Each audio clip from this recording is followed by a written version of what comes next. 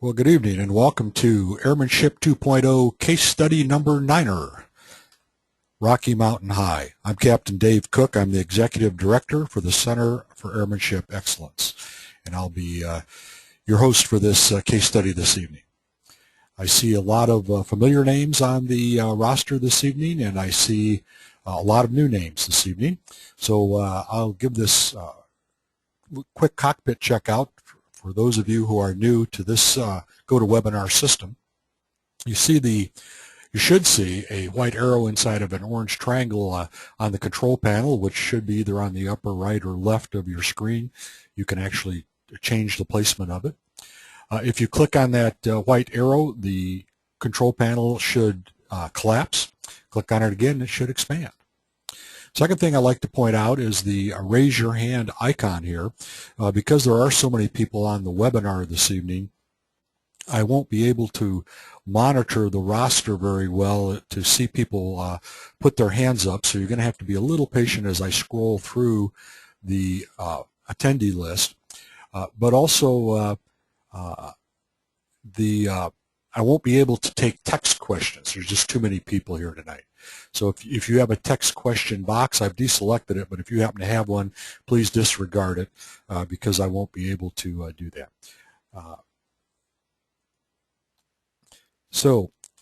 Let's do a little test here, see if how the comm links are working, and if everybody got that short cockpit checkout. Would you please hit your raise your hand icon now? I see hands going up. Good, good. One of the constraints of the system control panel on my end is I can only see about a half a dozen names at a time, and with all the attendees this evening I have to scroll up and down. So I see that almost everybody's awake. I see a few hands that didn't go up. Either they just logged on and aren't paying attention, or quite possibly they're going to be a little harder to train than the rest of it. But almost everybody has their hands up. So, okay, I'm going to put all the hands down. Again, if you have a question or comment at any point, please raise your hand, but be patient with me scrolling through the roster to be able to see it.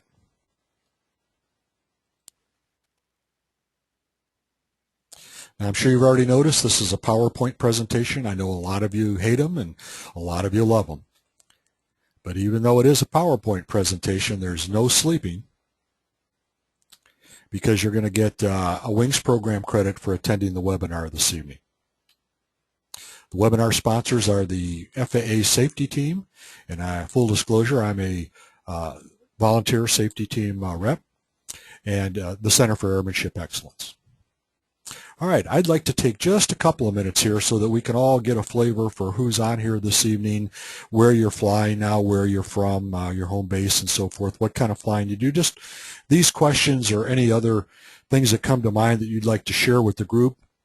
And if you do have something, would you please raise your hand now, and I will call on you. We'll call on maybe just a few, 2 or 3, 4 people, so we can get a flavor for who's here. And of course, I can see all of you. So if some hands don't go up, some volunteers, I'll just select at random here in a minute. But let me give you a chance to, those of you who want to share where you're coming from. Let me ask this: if anybody's on here tonight from Iowa, would you please raise your hand? There we go. Mark Wegmut is on. Mark, I've opened up your mic. Are you there?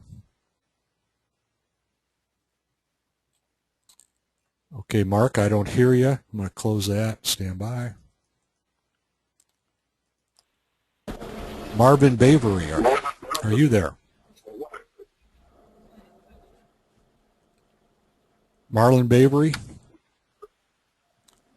Okay, I can hear my feedback there, so we do have comm, but I don't. Sometimes what happens is I get the mic connected icon on my control panel when the folks out there actually don't have a mic connected, or they're on a iPad or a laptop. Sometimes the mic doesn't work. So let me ask Robert Ward. Robert, I'm going to open up your mic. Are you there? Yeah, I'm here. Hey, good evening, Robert. Would you mind just answering these questions for us, or throwing anything else you want to share with us? Sure.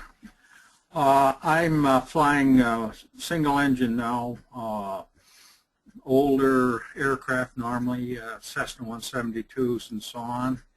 and I'm flying quite a bit for the CAP now, and little part-time work, and I'm retired. Great. And where are you based? Madison, Wisconsin. Madison, great. Yeah, we reached out a little further afield with our FAA Wings Program notice for this webinar, and so I'm curious to see how far afield we're getting responses. So welcome. Those of us in the Chicago area, we've been going through these case studies. That's why we're up to 9 already. But I'll tell you all where you can find them later. So again, welcome, Robert. Let's see if anybody else has their hand up here, wants to share some of this with us now that Robert's broken the ice. Yeah, here we go. How about Mark Jessering? Mark, are you there? Jessernig. Okay, not getting a response from Mark. I think he wanted to say something, but I think we have a comm problem. Let me just ask somebody else here just for a minute. How about Donald Patterson? Are you there, Donald? Okay. I'll close your mic, Donald, if you'll stand by. It's the only thing I don't like about this GoToWebinar. It has a lot of really good features, but this is the worst feature, this control panel, and how I can monitor things and access things and how easily I can hit the wrong button. So you have to bear with me. Okay, Larry Wilson, I see you have your hand up. Are you there? Yes. Great, Larry. Well, welcome this evening. You want to answer a couple of these questions for us, please? Sure. I fly for personal transportation. I've got a 67 Aero and fly about 120 hours a year. Great. That's a lot of flying. And where are you based? Marion, Indiana. Marion, Indiana. Well, welcome. Welcome. I'm an old Hoosier myself, so welcome this evening. Okay, I'll close off your mic, Larry. And I'm going to open up one more mic. Let's see if Kamala Krishman. Are you there, Kamala? Yes, I am. Can you hear me? I can hear you loud and clear. Go ahead. I fly a 182 retractable gear. I fly about 50 hours a year. I'm retired, and most of the flying I do is probably for Angel Flight, support of Angel Flight. Oh, great. Well, thank you for doing that. And where are you based? I'm based in Fort Wayne, Indiana. Ah, Fort Wayne. Yes, great. Well, welcome. All right, I'm going to mute all the mics right now, and we're going to have some discussion as we go through the case study this evening a little later, so we'll all get a chance to know each other a little bit better as we go through this. And get back to the program. I want to start out as I always do. Actually, I've tried it a couple of different ways of doing these case studies.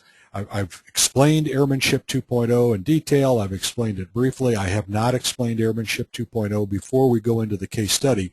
But the whole point of this webinar this evening is to show you how you can use Airmanship 2.0 to stay out of trouble.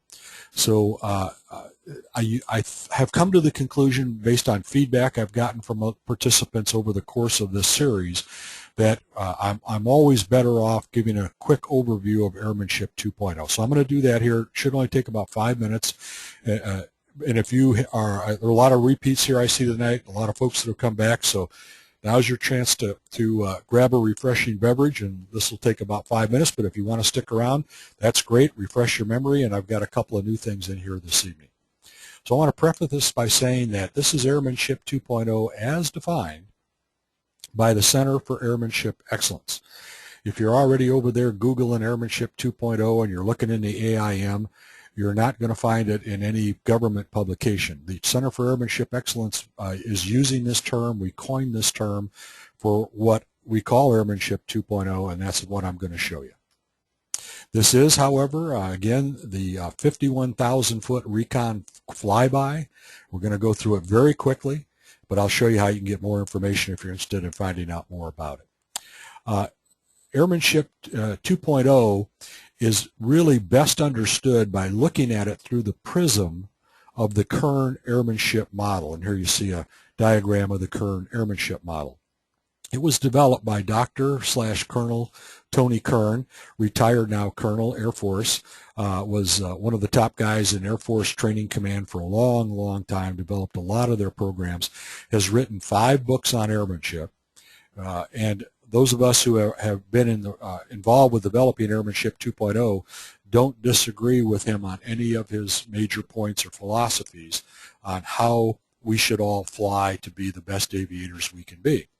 So we use the current airmanship model in a lot of ways, and one of those ways is the current airmanship model is the scaffold upon which we develop our airmanship knowledge and our airmanship skills. Let me give you a quick idea of what we mean by that. The current airmanship model is made up of 3 bedrock principles: flight discipline, skill, and proficiency. Upon those 3 bedrock principles rest the 5 pillars of knowledge: knowledge of self, knowledge of aircraft, knowledge of team, knowledge of environment, and knowledge of risk. Upon those 5 pillars of knowledge rests the capstone outcome of situational awareness, and upon situational awareness rests the ultimate capstone outcome of good judgment, excellent judgment. So that's how we use the current airmanship model to understand what Airmanship 2.0 is, and we'll talk a little bit about that more later. Another way to look at Airmanship 2.0 is to say, well, it asks the question, if I don't fly right, should I fly at all? And Airmanship 2.0 answers that question by quoting Chuck Yeager, if you're going to fly, do it right. Now we lifted this quote out of Kern's book, Redefining Airmanship. And when I read that quote, when I read the book, I thought, yeah, that was probably the old Yeager saying that. You know, he's in his 60s, General Yeager, gotten paranoid like the rest of us old pelicans out here. But Kern anticipated that question, and he explained that no, Yeager's been saying this since he was a very young aviator. This has been his approach to it. So I guess the proof's in the pudding. He did a lot of dangerous flying over the years, World War II combat and test pilot and so forth. Another way to look at Airmanship 2.0 is it's doing it right. It's flying right. Of course, you know, doing it right is all in the eye of the beholder, and I'm going to show you now what we mean by doing it right. Airmanship 2.0 is really a new paradigm in personal flying. It's not how we've been doing personal flying since the early days of personal flying back in the, whenever you want to take it back to, the 1900s. That's where I'd put it. This is a different paradigm. It's not how we've been doing it. But it's based on tried and true airmanship principles that have proven to be effective with the airlines and the military.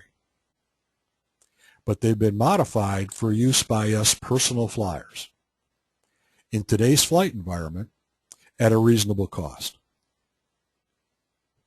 Airmanship 2.0 also is a new way for you to enjoy flying. We know that a lot of folks who have been in flying for a long time now are getting kind of jaded. They're getting real tired of the, what's it up to this week? I just saw the average price of 100 low lead is now $6 a gallon. So what is it, a $300 hamburger, whatever. But a lot of us have gotten kind of jaded about how we're going to enjoy our flying, who have been around a long time especially, and Airmanship 2.0 provides us with a new way to enjoy flying. It's a new approach to maximizing the personal rewards we get from flying. And Airmanship 2.0 increases the value you get for your flying dollar. And that's something that's very important to all of us. Airmanship 2.0 continuously, that's the key word, continuously enhances your airmanship skills, knowledge, and capabilities. Airmanship 2.0, in short, is a surefire way for you to become a safer, more proficient aviator. Airmanship 2.0 training is different than the way we've been doing it in the personal flying world. The training is focused on airmanship excellence. And one of the shining examples we hold up to prove our point about training to airmanship excellence is Captain Al Haynes and his crew of what turned out to be 3 other pilots, United pilots, on United Flight 232 back in '89. And I'm sure you all recall that crash at Sioux City, Iowa, which you can call it what you want. I call it a miracle that they even got it near the airport, a bigger miracle they got it on the airport, an even bigger miracle they got it on the airport right side up. But it was a miracle that so many people got out of that. And I don't think there's any higher example in airmanship excellence example than Al Haynes and his crew. Now, and that's kind of the model for how we approach this. Now, you may be saying, well, I'm just a private pilot. There's no way I can be good as Al Haynes. Well, there's no way you can be as good as Al Haynes in flying that DC-10 the way he flew it and commanded it without going through all that kind of training and experience, but there is a way that you can become as good as Al Haynes in the kind of flying you do. And that's what we mean by all of our training focused on airmanship excellence. Before we move on, I'll just throw in a little war story. I have a little personal connection to this crash. At the time of the crash back in '89, I was flying co-pilot on DC-10s out of Chicago. And on the day of the crash, I flew a LA turnaround out of O'Hare. And as the crash sequence was evolving, I was a couple hundred miles or so south of Sioux City on the way to LA. And we were on a different center frequency, so I didn't hear any of it. But of course, the first thing that happened when we walked into dispatch in LA was DC-10 fleet is grounded for the minute, stand by, and then they had the basics of what had happened.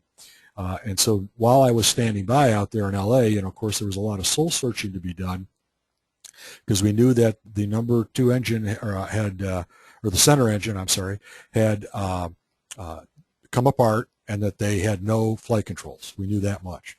So, do I really want to get back in this DC-10 I'm flying? It's the same airplane as that. In fact, I'm sure I'd flown that one that crashed. So just a little personal connection there that is part of how I've been thinking about airmanship for a long time now and why I've been thinking about it. Airmanship 2.0 includes comprehensive airmanship training. Here's a quick overview of what we mean by that. Comprehensive. Initial training using flight training devices, simulators, internet, DVDs, one-on-one, classroom, integrate all of that into initial training, but comprehensive, gets the job done.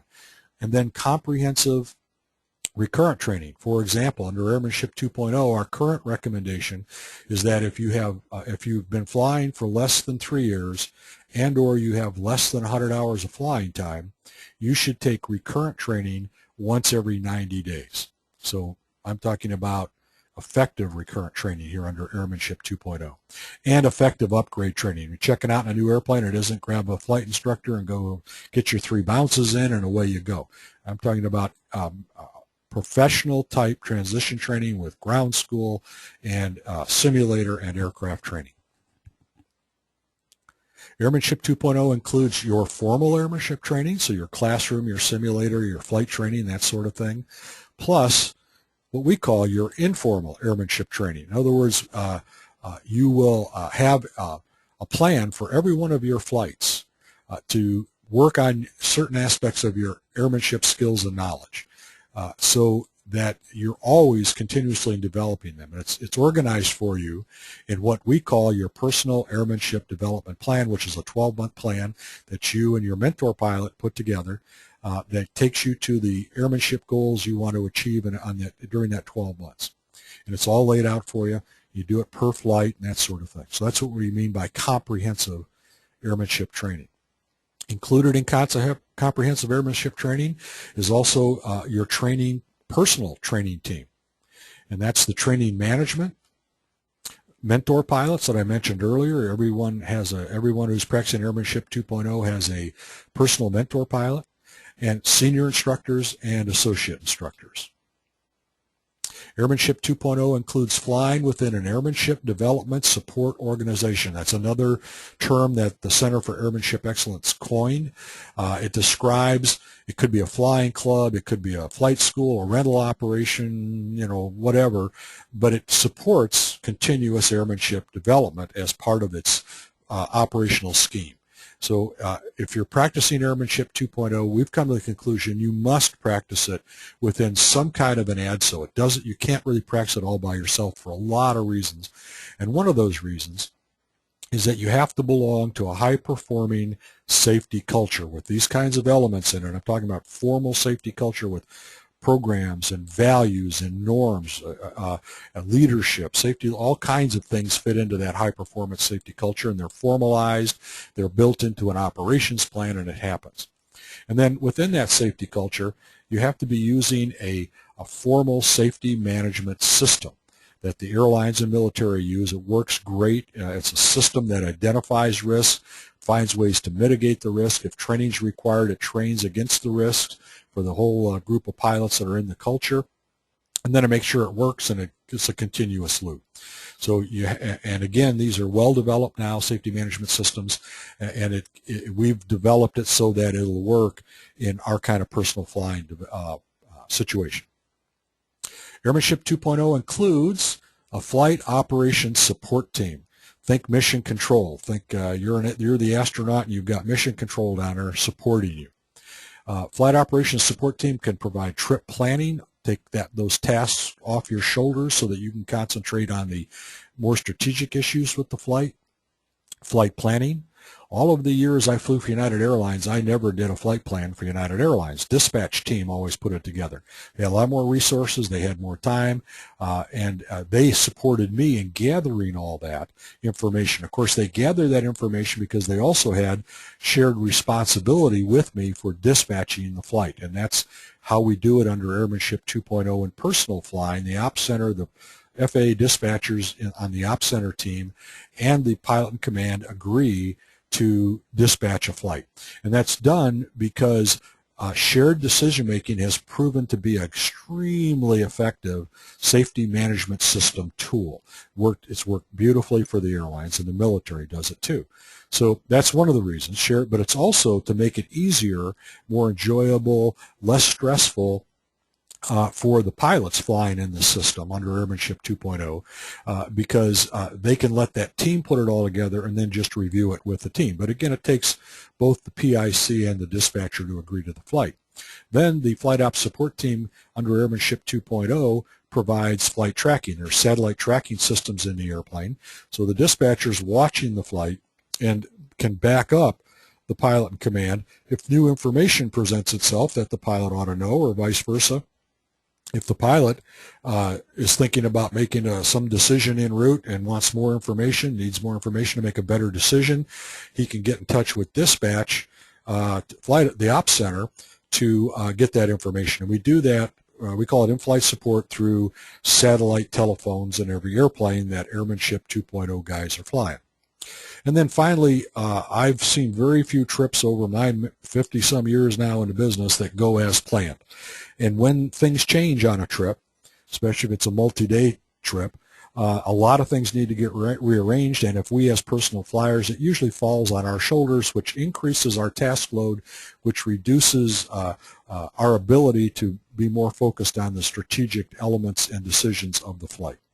So that's what a Flight Ops Support Team can do for you, and that's included in what we mean by practicing Airmanship 2.0. Well, there it is. I guess I took 10 minutes instead of 5. I apologize. I put a couple extra slides in there this morning that I thought filled it out a bit. Again, this is just the tip of the iceberg. If you want to know more, and I would encourage you to learn more, go to the airmanshipexcellence.org, the website for the Center for Airmanship Excellence. There's a subweb labeled Airmanship 2.0. Go in there and you'll find several video briefings on the different aspects of Airmanship 2.0. Okay, I'm going to scroll through the list. If you have a question or comment, please raise your hand.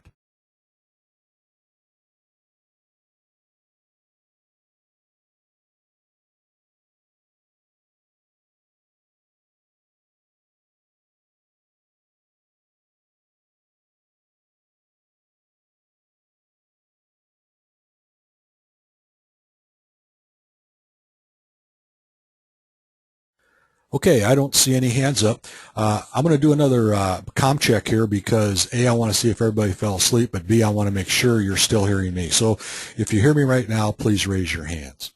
And while you're waking yourselves up to do that, I forgot to tell you in the pre-takeoff briefing back there that I have been known during these webinars to mute my mic so that I can take a drink or cough or sneeze, and then I forget to unmute it. So if you see the slides moving and you don't hear anything, please everybody raise your hand, and vice versa. If you hear me talking but you don't see the slides moving, I can mess that up too. So I'd ask you to please raise your hand in that case. Okay, it looks like, boy, almost everybody's awake. So I'll put all the hands down. Thank you very much, and we'll move on. Well, let's get into Airmanship 2.0 case study number 9, Rocky Mountain High. This case study will examine an airmanship-related accident that could have been prevented if the pilot had been practicing Airmanship 2.0. We'll also practice identifying and eliminating error chain links, because that's a major part, that's a major Airmanship 2.0 skill that you would learn if you're practicing Airmanship 2.0. And I just want to show you how easy it is to do. And it's also, I think, very interesting to do. Now, in this case study, we're not pointing fingers at anybody. And I can get on my high horse and put inflections in my voice where you might get the impression that I think that the pilot, that was really a dumb pilot trick, and you know, I don't approve of it. I never do that. You know that that's not accurate. We all can do any of this. So we're not pointing our fingers at anybody, and I apologize in advance if it sounds like I am. And really, mistakes are the portals of discovery, as James Joyce was quoted as saying, and we all know that from our basic flight training, that we have to learn from others' mistakes, because there's so many of them that can be made. There's no way we're going to make them all and be lucky enough to survive to get to the point where we've made all the mistakes. So I have my whole career been an avid reader of accident case studies, following all that. You know, it's part of my culture. And if you're not already doing that, I'd strongly advise you to add some time to your aviation studies and get into case studies and all their forms. And there's actually reading the raw NTSB accident reports are excellent tools for that. And AOPA, Air Safety Institute, has a lot of good tools for that. So a lot of ways you can do it. All right, again, what we want to practice here this evening, too, because it's part and parcel of Airmanship 2.0, is talking about error chain links. Now, I've heard it said, I have not seen it verified, I don't even know if there is verification, but I've heard it said more than once that there's 3 to 7 links in the error chain that leads to your typical accident. So the number isn't important, but the fact is that it's almost always multiple links in the error chain that leads to accidents, both non-fatal and fatal. So the exercise here, the skill that we all want to learn and get good at, is identifying those links as they click into what could become an accident chain, and then eliminating them or mitigating them. But the key issue is identifying them, because that's what usually happens is we don't identify the links. 2, 3, 4, 5, 7, whatever it may be, click together, and there you are. I've crashed one time in an airplane in my almost 20,000 hours of flying time, over 50 years of flying. And as the other pilot and I were analyzing that crash, we identified, because I had learned to do this at United Airlines. This is after I retired from United in 1990. I took an early retirement. So I had learned this Airmanship 2.0 when it was developed at the airlines from the early 80s on. And we were already well versed in error chains and identifying and mitigating and removing the links by that point. So we debriefed on this accident, and sure enough, there were about 6 or 7 links in that error chain at least. And if we identified them and removed just one of them, it never would have happened. The biggest link, though, that got us was that there were actually 4 pilots on board this Cessna 421 that we crashed in, and all 4 of us were professional pilots. So, you know, what can I say? We think it was fatigue, because it was after midnight, after long days for all of us, and we weren't spring chickens anymore anyhow. All right, this case study is taken from my reading, my interpretation of the NTSB's factual report, and they issued that report in a public meeting on January 26, 1999. The accident took place on October 12, 1997 in an Adrian Davis Long Easy. And you know, if experimental aircraft, they're usually, when they're registered, the name of the builder and then the type is the FAA given name for the airplane.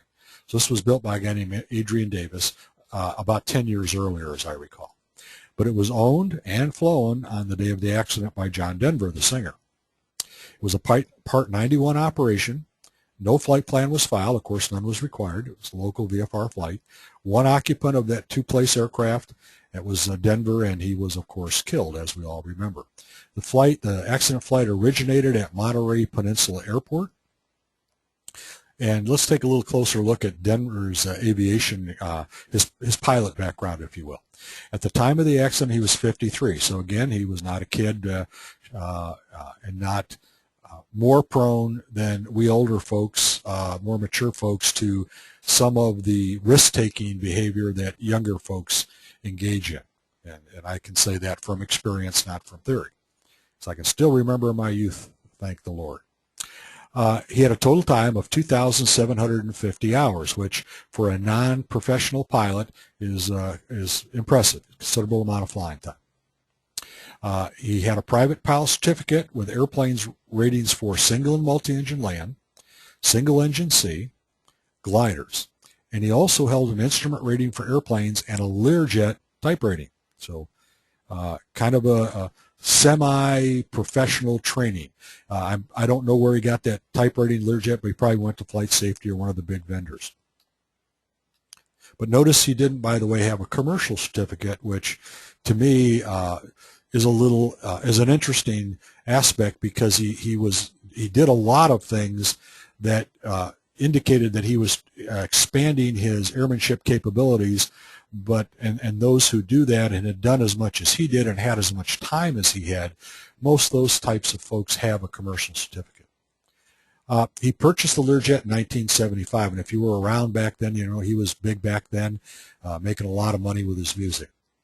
I got to know him just a little bit. I was in the space business in the late 70s and the early 80s, and did a lot of public awareness work for the space industry, and Denver was a big supporter of space development, space settlement, and so I ran into him at a few dues around the country. I didn't meet him at any of the European dues I went to, but got to know him just a little bit. Seemed like a real nice guy.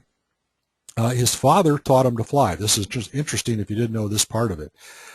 And his father flew the Learjet for him, so his father was his corporate pilot. I keep trying to encourage my kids to get rich and hire me as their corporate pilot so I can fly their jet around for them, but so far that hasn't worked. Many of you might know his given name was not John Denver, it was Henry John Duchendorf. He was born in Roswell, New Mexico, and we always teased him in the space game about that.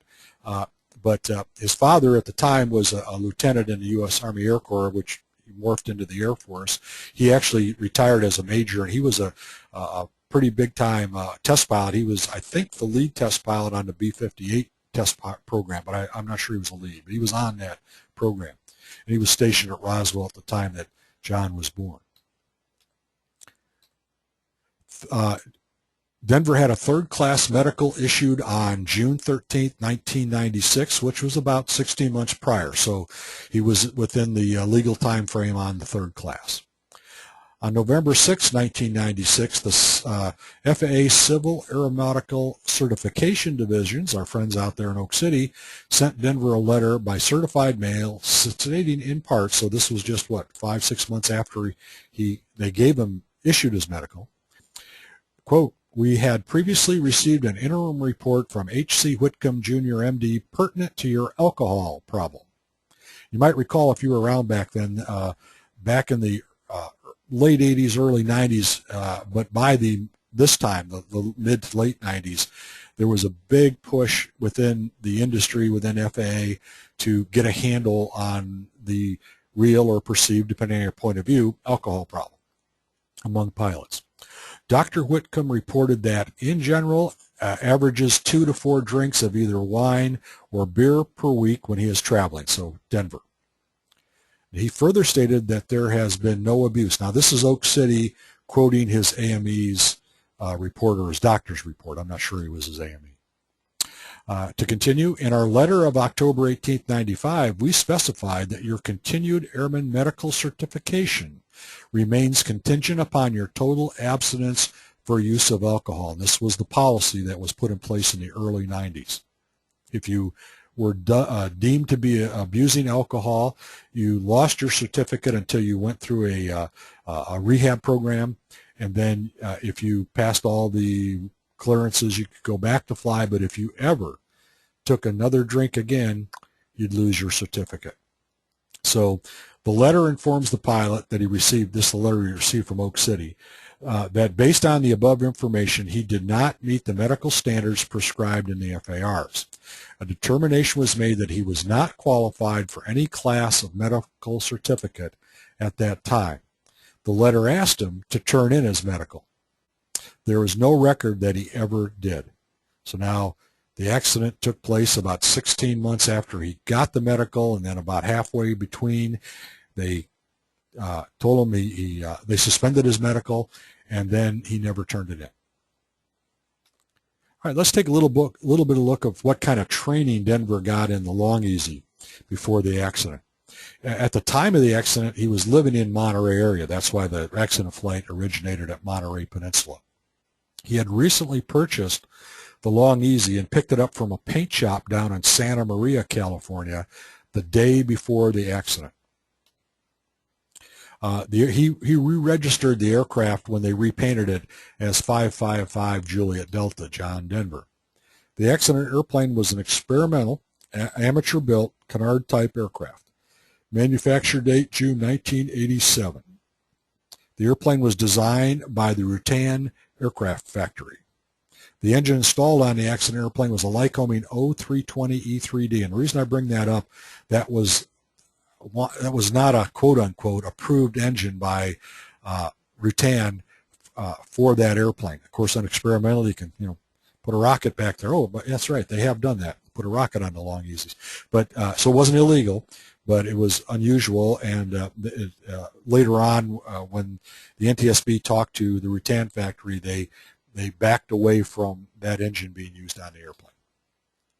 Another significant point here regarding the airplane and how he was trained in it, the fuel selector valve for the aircraft was mounted in a non-standard location behind the pilot's left shoulder. And I couldn't find a picture of that location. That might have been a one of a kind. The accident report doesn't say that, but I did find a picture of the recommended by Rutan standard configuration for that fuel selector valve and a handle, and it's right here. So in this case, the guy that built this airplane decided to put it over his left shoulder. The fuel selector valve had three positions: off, left, and right. So no both position, just off, left, or right, left and right tanks on the airplane, 2 tanks. Rutan's design called for that valve to be placed on the front panel of the aircraft, making it easy to switch among the options, and we just saw that picture of where the recommendation was to put it. The builder of the aircraft, however, elected to place the valve back behind his left shoulder because by placing the valve behind the pilot's compartment on the other side of the engine firewall, remember the engine's a pusher, it's in the rear, he avoided running the gas lines through the passenger compartment. Great idea. I'm with him 100% on that. So, but that's why he decided to do that.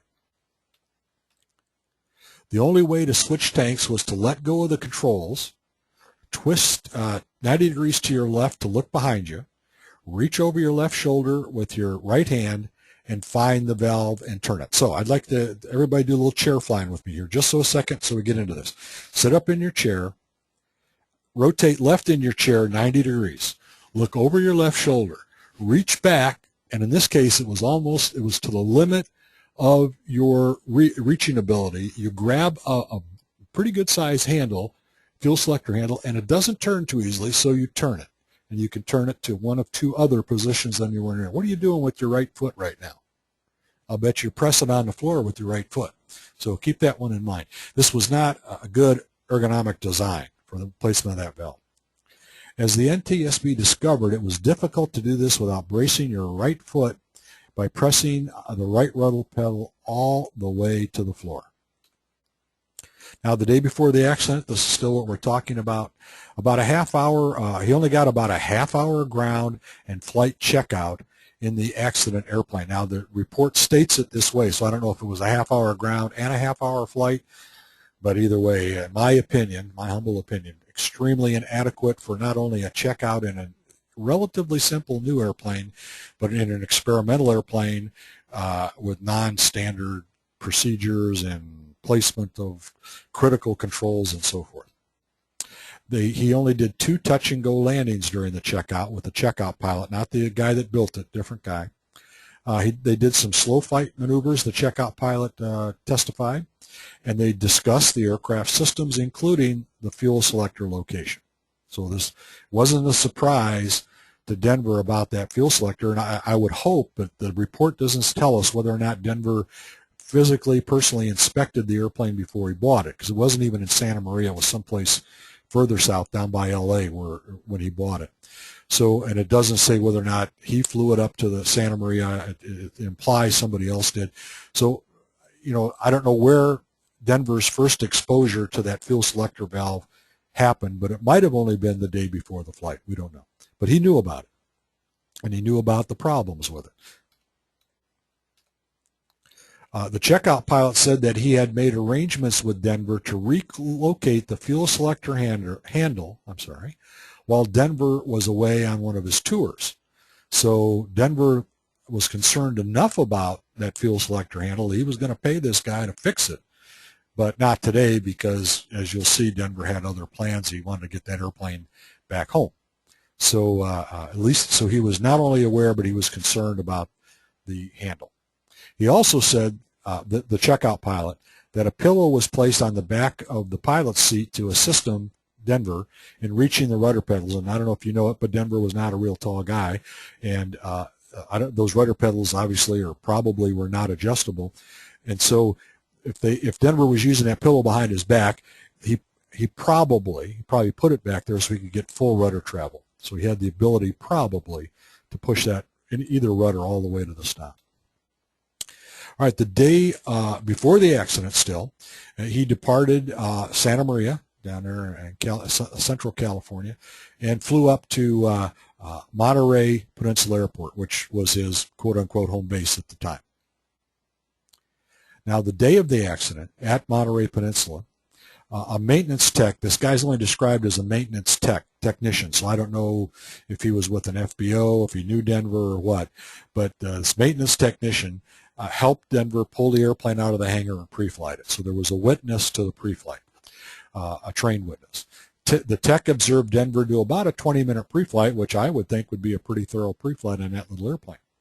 Denver checked the fuel for contamination, but the tech didn't see Denver visually verify the fuel load. So maybe did, maybe didn't, but there's another clue here in a minute.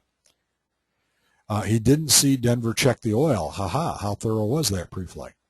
He didn't see Denver, and Denver declined an offer of fuel service, which we'll see is an important element here. The fuel gauges were located in the rear of the aircraft behind the pilot, another poor ergonomic decision. A mirror was used to look at them. Now, I've flown aircraft where I've had to look at mirrors to see the whiskey compass or some kind of gauge, you know, and it's okay, I guess, but there was no mounted mirror here. When I say use a mirror, it was a handheld mirror. So looking at these fuel gauges over behind your back and trying to get the mirror, and I guess after a little practice you could probably get pretty good about it, but good at it. But you know, Denver didn't have much time in this airplane to get good at it if you could.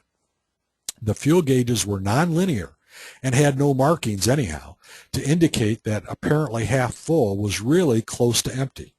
So you could see fuel through these sight gauges in the 2 wing tanks.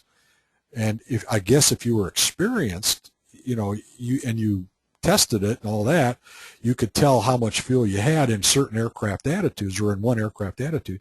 But with no markings on it, if you're new to the airplane, you don't know that. You don't know. You just see fuel in there. Now, the tech mentioned that the fuel sight gauges were only visible to the rear cockpit occupant. Remember, this is a tandem seating, pilot in front, another seat in the back. Denver asked the tech about the quantity of fuel shown. So I don't know how well Denver knew this guy, but he relied on him to check the fuel quantity, apparently, because the tech did not see Denver visually check the tanks. The tech told Denver that he had less than half in the right tank and less than a quarter in the left tank. So remember that fact. It's important. Less than half in the right tank, less than a quarter in the left. So the left tank had less fuel than the right tank. We don't really know how much. The tech thought that it was half. Now, there was an assumption, obviously, the tech made that was wrong. Thought about half in the right and quarter in the left. The tech said that he estimated the fuel quantity based on the assumption I'm sorry, I've got to collapse this. That runs over there too much. Oh, just that. Okay. I'm sorry. The tech said that he estimated that the fuel quantity based on the assumption that the gauge presentation was linear. So he thought that if you saw the fuel in the left tank a quarter of the way up the window, the sight gauge, you had a quarter fuel. That's what he thought. The tech provided a shop inspection mirror to the pilot so he could look over his shoulder at the fuel sight gauges. So at most, Denver probably had one practice look back there to see if he could see those fuel gauges. The mirror was recovered in the wreckage, so he had the mirror in the airplane with him.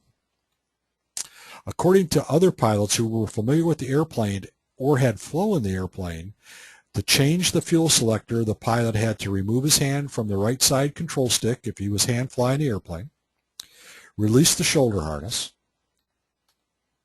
turn his upper body 90 degrees to the left to reach the handle. You can reach way back over your shoulder like we just tried. Turn the handle to another position. And two pilots shared their experiences of having inadvertently run a fuel tank dry with nearly catastrophic consequences because of selector and significant the fuel gauge locations. So this was a known problem and may or may not have been communicated to Denver.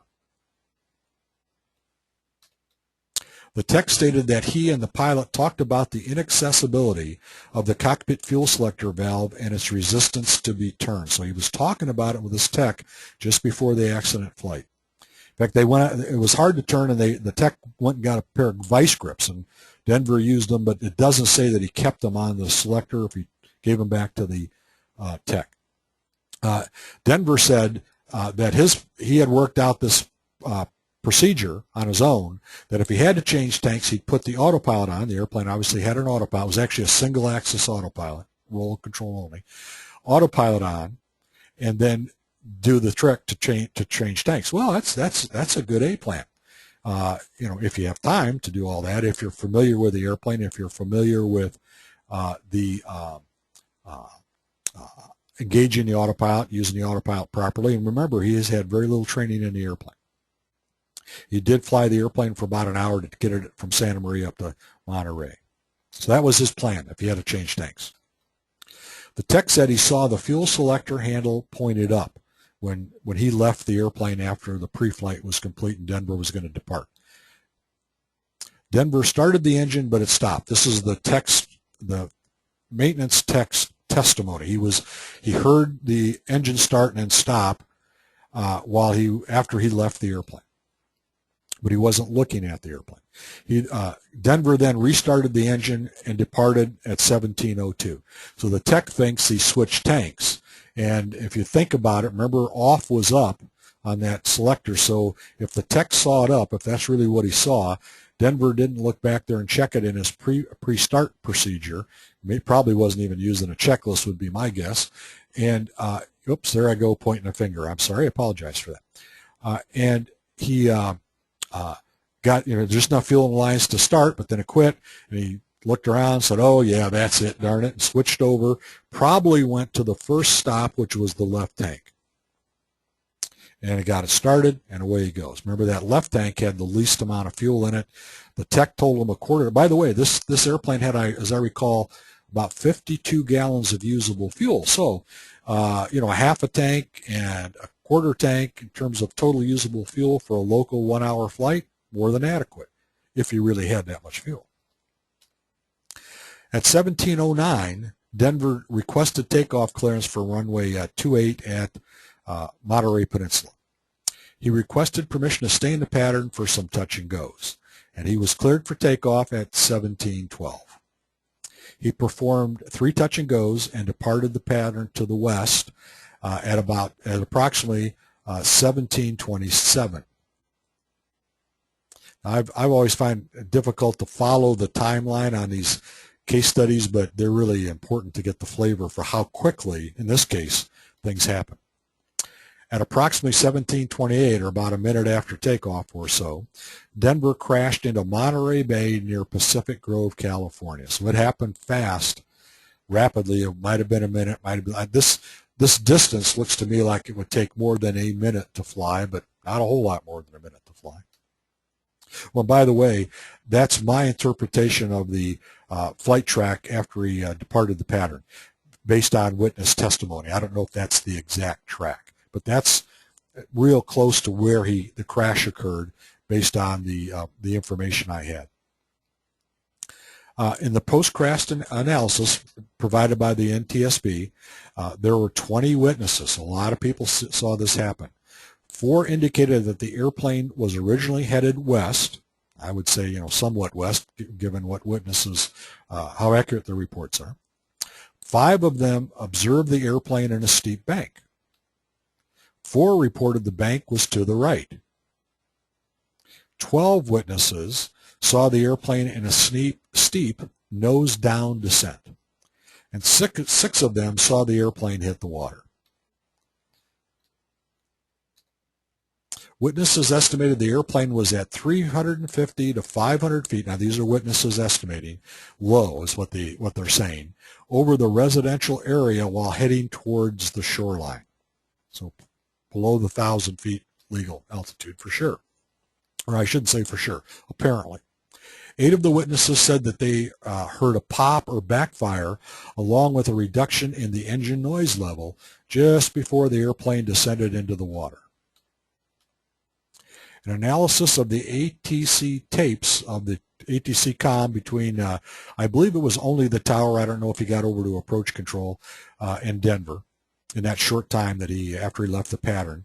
There were no recorded distress calls. There was a real short back and forth with Denver on a transponder code that he wanted to make sure he had set right, and that was it. But that little bit of comm that was recorded gave the techs the ability to analyze the background sounds, and they found that the engine was running normally. I think they even stated the RPM, that was 2,200 RPM or something. So no engine problems at that point on the recording. The fuel selector handle was not placarded or marked for any operating position, NTSB analysis here. According to the checkout pilot, the handle in the right position was for the left tank, the handle in the down position was for the right tank, and the off position was up. When investigators attempted to switch fuel tanks in a similar long easy, each investigator found the same thing we've been talking about here. You're going to push on with your right foot. And you can't do it quickly, especially with this harness on. A scaled composite representative reported that the rudders move and serve as vertical spoilers. So here's our aircraft flight characteristic that the NTSB threw into their analysis. Pressing on the right rudder pedal moves only the right rudder in an outboard direction, which produces increased drag out there at the right wingtip and subsequent yawing motion, which then, of course, results in a roll. It's kind of like the B-2, how that's controlled, not with wingtip rudders, with wingtip spoilers, but same effect. That's how that airplane's controlled in yaw and roll. He stated that the rudders were very effective because of the long moment arm. So if you go to full rudder travel, you're going to get a lot of effect. With a center of effort with increased drag above the longitudinal CG, activation of a rudder will produce a pitch-up moment along with the yaw. So if you stop down on that right rudder all the way to the stop, from what they're saying here, you're going to get a rapid roll, a rapid yaw, and a rapid nose-up pitch. Sounds like a recipe for a loss of control to me. The checkout pilot stated that Denver departed Santa Maria, so this is the day before, for Monterey with about 15 gallons of fuel on board. Now, this is the checkout pilot in Santa Maria. Again, the gauges were not marks. How did he know? But from what I gather, he was pretty familiar with the airplane. So I guess that was his, or he had some other way of estimating. There were 15 gallons on board the airplane when he left Santa Maria the day before. Remember, Denver did not fuel the airplane in Monterey. The investigators estimated that the amount of fuel required to fly to Monterey from Santa Maria and then conduct the accident flight with the touch and goes and the quick dash to the coast was estimated to be between 11.9 and 17 gallons. So if the checkout pilot down to Santa Maria's estimate was anywhere close, Denver either had no fuel available on the airplane when the engine quit, or he only had a little bit and it was all over in that right tank. The fuel selector valve assembly was examined and found in an intermediate position, which to me is a clue that Denver had gotten turned around and gotten a hold of that thing and at least had started to turn it, but he never got it over into the next detent. He only got it partway between, and I surmise it was partway between the left tank and the right tank. So he was trying to switch tanks. There were no engine mechanical discrepancies found during the post-flight crash examination. Of course, they couldn't tell if there was any fuel on board because it crashed in the ocean. The airplane disintegrated. They recovered almost all of it and Denver's remains, but they couldn't tell a lot about the airplane itself, but they could tell on the teardown of the engine that there were no mechanical discrepancies. The engine, but they couldn't tell if there was any fuel. They didn't find any fuel. The cause of death was multiple blunt force trauma. Autopsy tests were negative for all screen drugs. I know you all were thinking that, John Denver High, and ethanol. So apparently he hadn't been abusing alcohol really, even though he ignored the FAA's determination that he had and that he wanted his medical back.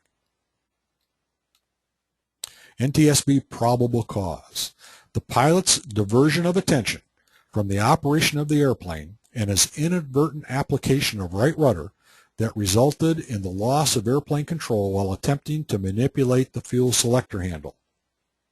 Also, the board determines that the pilot's inadequate pre-flight planning and preparations, specifically his failure to refuel the airplane, was causal. So if you buy the assumption he ran out of fuel, and I personally do, or at least in that left tank, then refueling that airplane when he had no real reason not to, unless he was in a hurry, and nothing in the report indicates that he was, but he might have been, then that was a big mistake on his part. And the board's saying that. The board determines that the builder's decision to locate the unmarked fuel selector handle in a hard to access position, unmarked fuel quantity sight gauges, inadequate transition training by the pilot, and his lack of total experience in this type of airplane were factors in this accident. So that's the story of the John Denver crash. I thought I knew what that was about until I started doing the research for this case study, and I find it extremely interesting, and especially from an Airmanship 2.0 point of view, when you start looking at this and saying, well, how could this accident have been prevented by John Denver himself if he had been practicing Airmanship 2.0. So I want to take a look at that with you. And let's start, because one of the most effective ways to identify those things is by identifying the links in the air chain in this accident and talking about them a little bit. So I am going to do this in the form of what GoToWebinar calls poll questions. I will beg your indulgence a bit because I have to click a few buttons, mouse click type things, and I've got to do it in the right sequence, so I have to go quiet for a minute and pay attention, just like operating in any other kind of automation. Before I go there, though, I'm going to take just a second. I'm going to put everybody, I have a couple of hands up I see, but sometimes those goes up without anybody's intention for them to go up. But I've cleared all the hands. Now, if you have a question or comment at this point, before we go into identifying these links, please raise your hand now, and pardon me for just a second while I take a sip of water.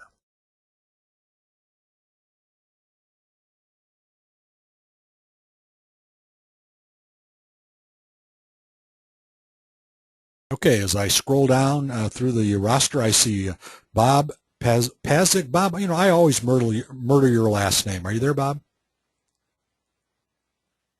Bob, we're not reading you. Are you there? Okay, Bob had his hand up, but we're not getting good comm with Bob. Again, that happens on a random basis with this system. I have not been able to find out why that is. Tech support, GoToWebinar tech support tells me it's because people either aren't hooked up right, or they are on a laptop that doesn't support it, or something like that. Okay, I see Joseph, and here I'm going to murder this one, Joe. Emilkowski. You there, Joe? That's pretty close. Oh, well, good. Can you hear me? I can hear you loud and clear. Go ahead. Okay. I did not intend to have my hand up. It's one of those things that I accidentally tripped. I put it down, but it still registered as with a hand up, so I have no comment at this time. Okay, great, thanks. Yeah, again, that happens too. I don't know why it does that. Okay, let me just finish the scroll down here. I'm gonna mute your mic, Joseph. Okay, there we go. And let me just scroll down just a little bit more. Again, we have a lot of people on here this evening, so it takes me a while to scroll down this 6 name per window list. Okay, I don't see other hands up. Let's go to the analyzing or identifying the links in the error chain.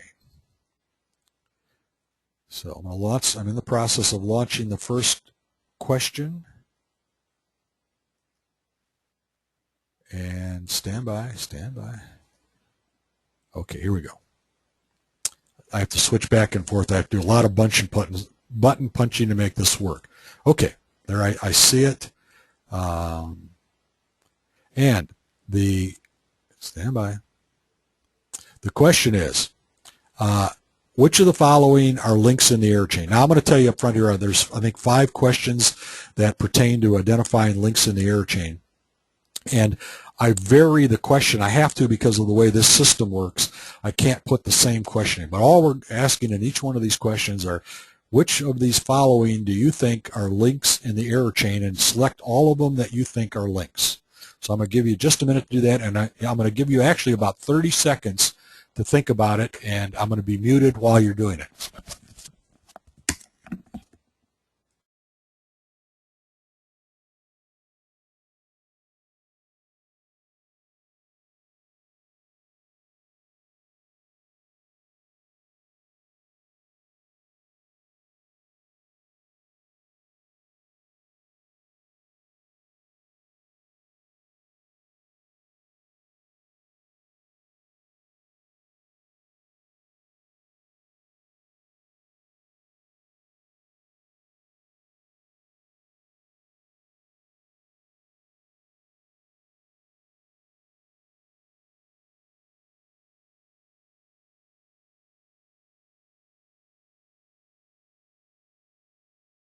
Okay, I'm back. Thank you for bearing with me on that short delay there. I had to take care of a technical detail. My to-go cup had run out of cold water, and I believe it or not, you know, at the rate I talk on these things, but I'm a flight instructor, so I'm good at talking fast and a long time.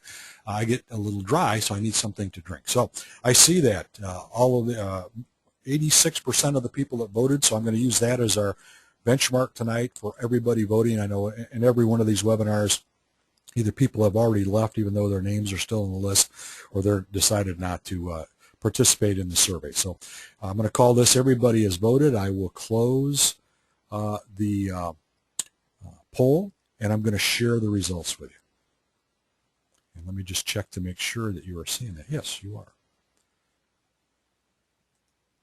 Okay, 32% said no flight plan was a link in the error chain. So that's about a third.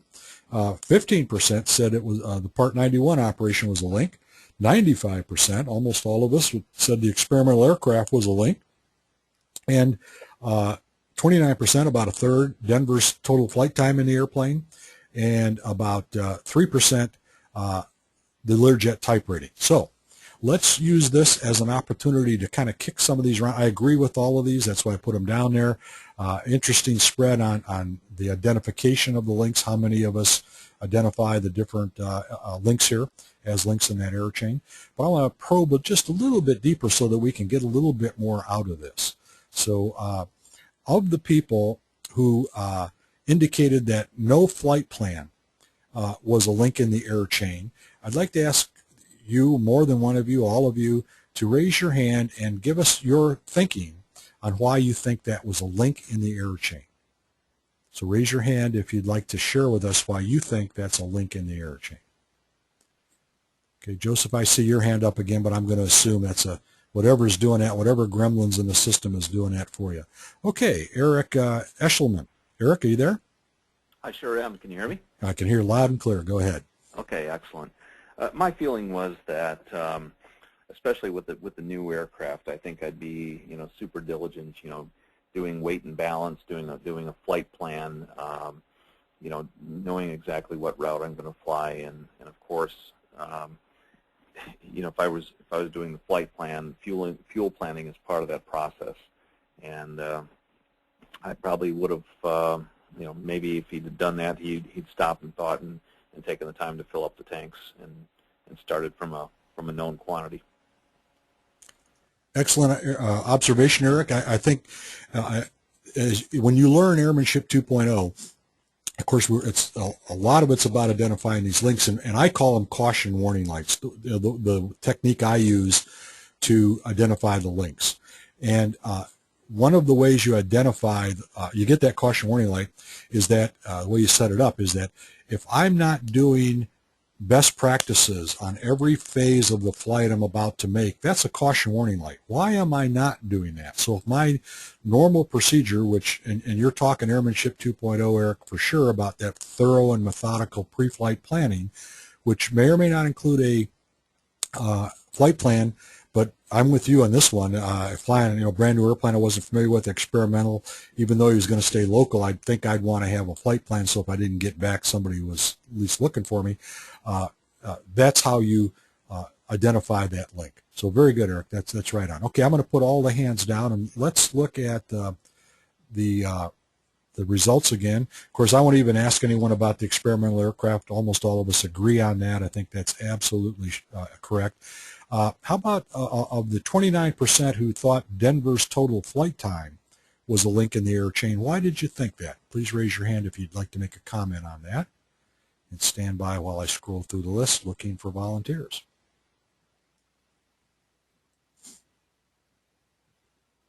And while I'm doing that, I'll tell you why I think it was a link. One of the reasons was that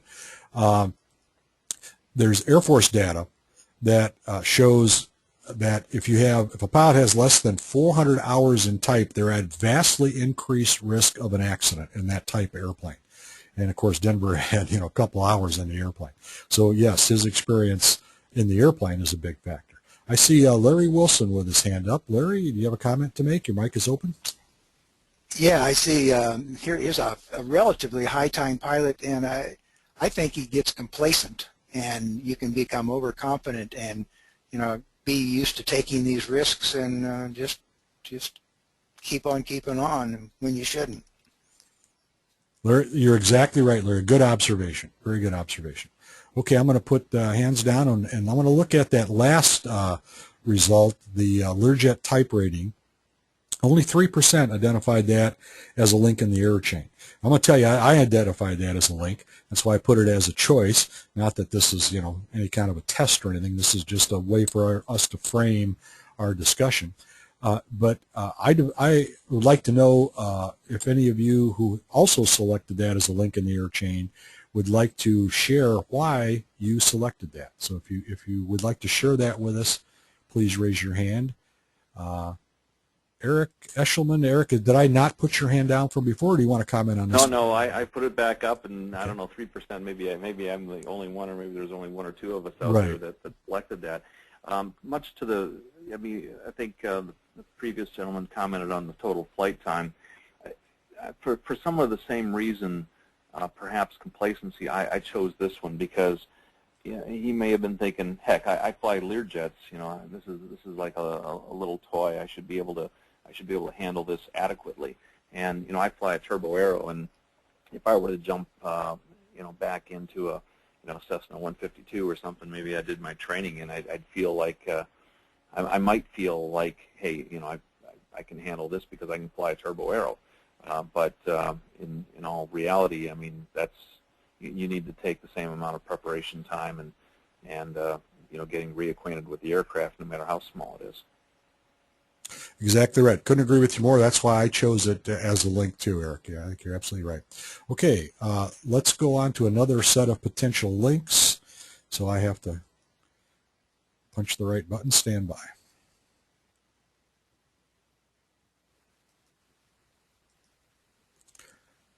Okay, here's another set of links. If you would select the links, I need that you think apply. Oops, wait a minute. I'm sorry. There's a cross-check I make, a backup cross-check to see if you're seeing the questions, and I just found out you're not. So there you go. You should be seeing them now. This is not a glass panel. It's more like an old six-pack, the way I have to scan this thing and punch buttons to see what I want to see. So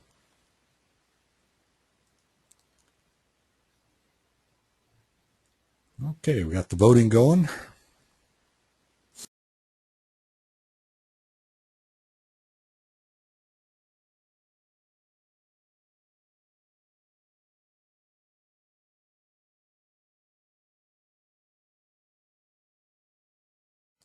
Okay, based on our benchmark, a little more than half have given us their opinion here.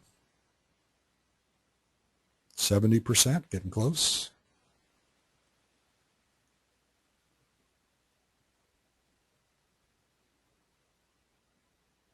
Okay, I'm going to call that as everyone who wants to give us their opinion on this one has. I will close the poll and share it with you.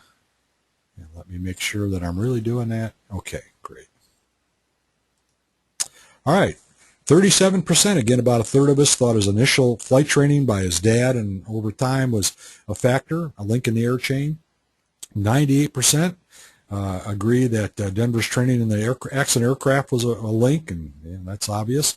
53%, about half of us, think that Denver's refusal to surrender his medical to the FAA is a link in the air chain. 40% of 40% believe Denver's flying on a suspended medical was a link, and 42% believe the Long Easy's non-approved engine was a link in the air chain. So I think obviously the training in the aircraft, we all agree on that. Denver's initial flight training, I identified that as a link, but for maybe a not obvious reason. So I'd like to ask anyone who chose that as a link if they'd like to share their opinion on that or their thinking to raise your hand now, please. And I'm scanning the roster. Okay. I see a couple of hands up. Let me start with Lori Probst. Lori, are you there? Yes. Well, welcome. It's good to have you back. Can you hear me? Can hear you loud and clear. Hi. And you asked in regard to the initial flight training? Yes. Yeah, it goes back to primacy. There are things that you learn when you are first being taught how to fly that stick with you through the rest of your training. And, there are times when I'm flying now, several years later, there's still stuff that pops into my head that my initial instructor taught me. You tend to revert back to how you were originally taught. And, his initial flight training may have been applicable for a different aircraft, but then when it came to applying it to this one, it just might have broken down as far as what he needed to do and contributed to the actual accident and the chain of events. Yes, I agree with you 100%, Lori. That's a good observation. Thank you for sharing it with us. Hey, by the way, I'm going to try to make it to the 99's pancake breakfast if I can get up there. Oh, thanks. Awesome. Okay, I see that Lawrence Kensington also has his hand up, I believe. I see the icon. Lawrence, do you have something you'd like to share with us? Lawrence, are you there? Okay, no comm with Lawrence, so I'll close that off. And let me share with you why I think this is a link in the air chain. Again, it's a little bit different viewpoint than you may have considered, but it's coming from my perspective. I think Denver's father came up in a time through the profession where we were all practicing airmanship 1.0. And then it looks like he left his formal airmanship culture by the time before we actually started practicing airmanship 2.0 in the professional world. That started again in the early 80s, and remember, it looks like his father, he was flying the Lear in the late 70s. So that was, Denver was taught under airmanship 1.0. Which is the way most of you folks have been trained, because that's the way we've been doing it in personal flying since the beginning. So I think that explains a lot about how Denver approached the flight. As Eric pointed out, the flight planning, all of the things are more airmanship 1.0 than airmanship 2.0. Let's do one more in this set because I want to talk about the Denver's refusal to give his medical back and then also to keep flying on it. So anyone who clicked selected either his flying on a suspended medical or refusal to surrender his FAA medical, if you'd like to share your viewpoint on that, please raise your hand now. Okay, I'm scrolling through the list. Okay, Paul Baumgartner. Paul, you there? You there, Paul? Okay, not getting any comment with you, Paul, for whatever reason. Let me keep scrolling here just a bit. And if I don't see any other hands up, I will share with you why I selected that as a link in the error chain. Those two things. Okay, I see Kamala, you have your hand up. I know we had a good comm link with you earlier. Kamala, are you there? Yeah, I'm here. Good. Did you want to make a comment on this link? Yeah. I took that at the other discussions like this. This doesn't apply to me. I am somehow better than this rule does not need to apply to me, and I can work around that.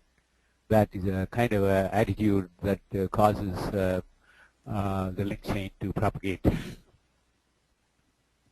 Exactly, right on, Kamala. Very, very good observation. In fact, in Airmanship 2.0, we call this rogue pilot behavior. Rogue pilot. In fact, Kern wrote a whole book on that.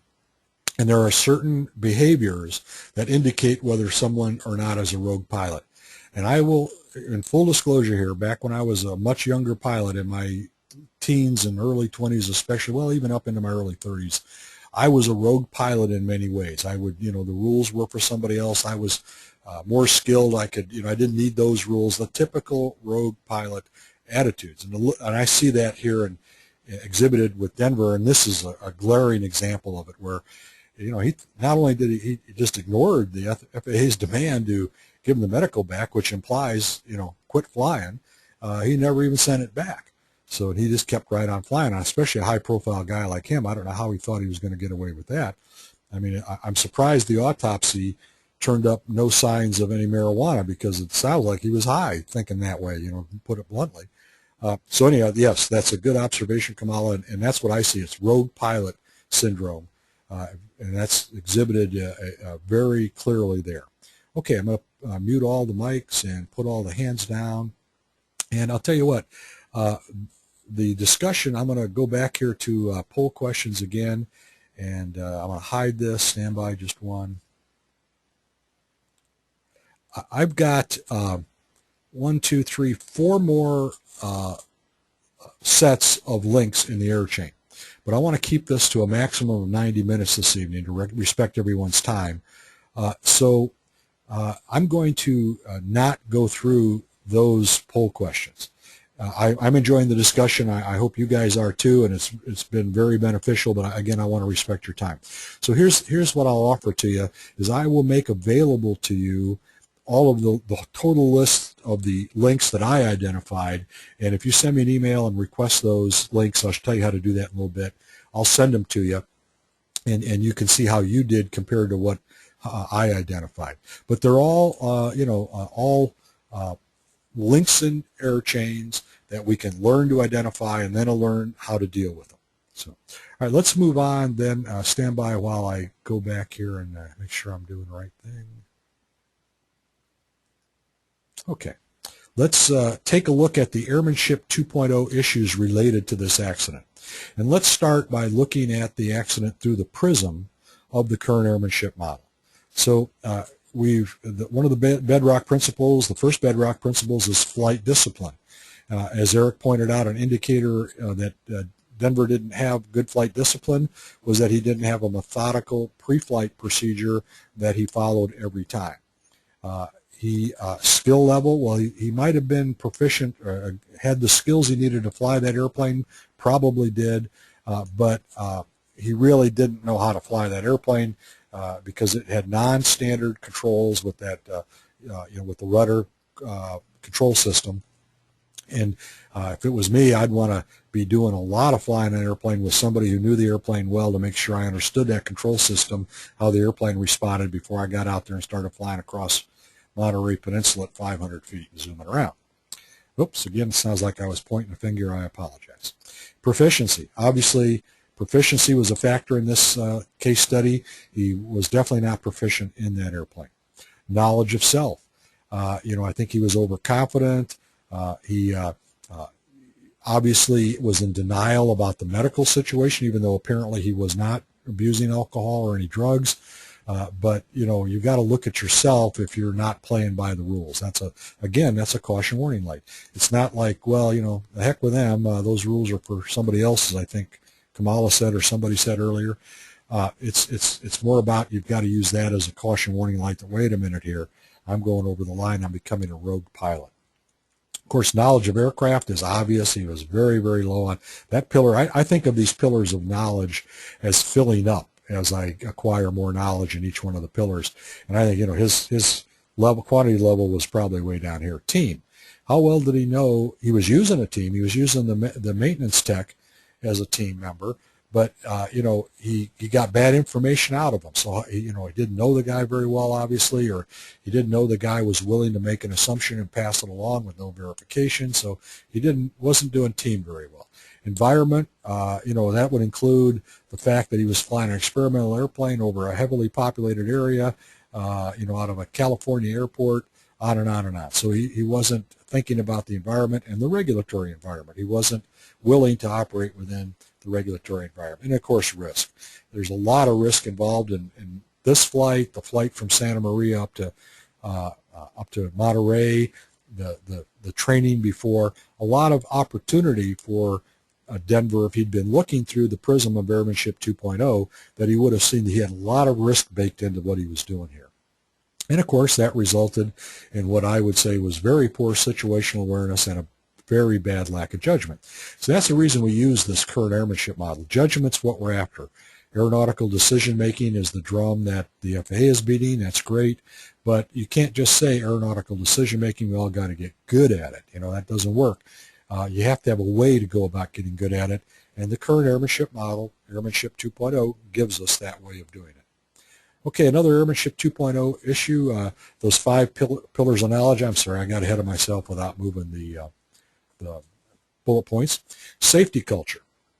The safety culture that Denver was operating in was obviously himself, his father, the people that were around him in his aviation world, and they were all, it looks to me, operating under Airmanship 2.0. And under Airmanship 2.0, there is a safety culture. The FAA is part of our Airmanship 1.0 safety culture and personal flying. They give us a lot of information.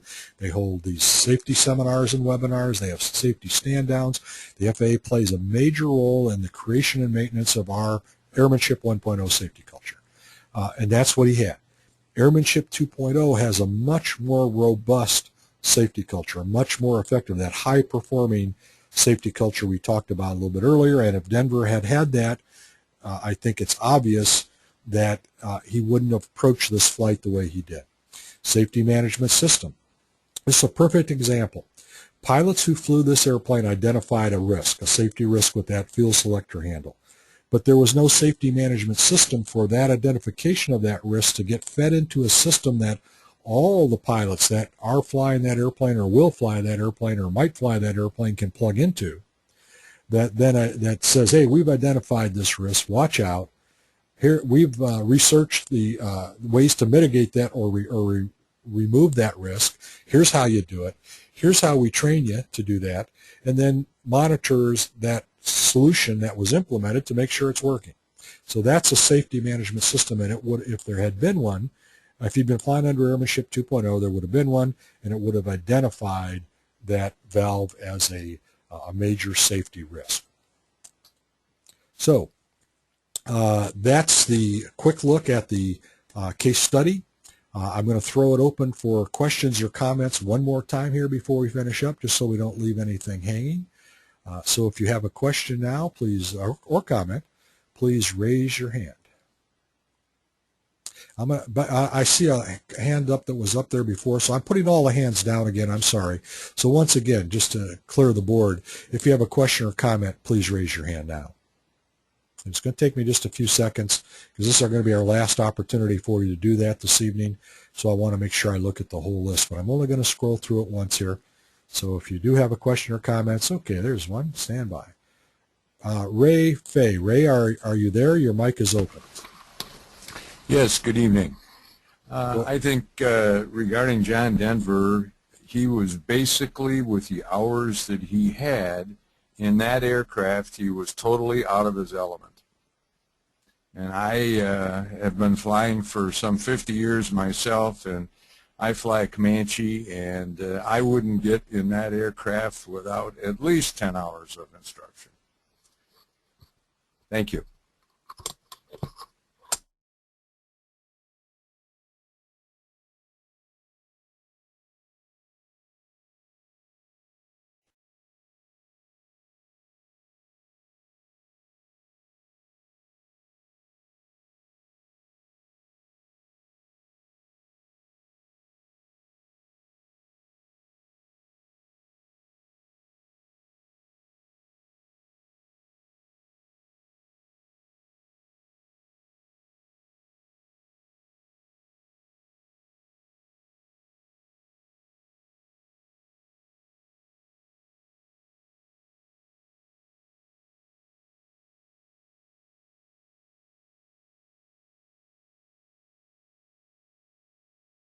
So, yes, no, or not sure yet. If you think that if Denver had been using Airmanship 2.0, would that accident occurred? Okay, coming up on our benchmark of everybody voting. Okay, looks like we're there. I'm going to close the polls, and I will share the results with you. And 87% said yes. Well, wait a minute. Let me read my question again. I got to see how I phrase that. Stand by just one. Okay, do you think the accident would have been prevented if Denver had been practicing Airmanship 2.0? So there you go. 87% say yes. Great. 4% say no, and 9% say not sure. We've got just a couple of minutes here to bring it in on schedule. Would any of you care to share your reasoning for saying no, that Airmanship 2.0 would not have prevented the accident? So if you'd like to share that thinking, please raise your hand now, and I'll scroll through the list.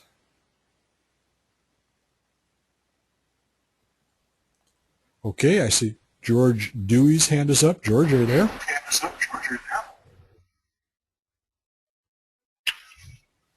George Dewey? Yeah, I had my hand up previously. I think it would have prevented the accident. Okay, thank you, George.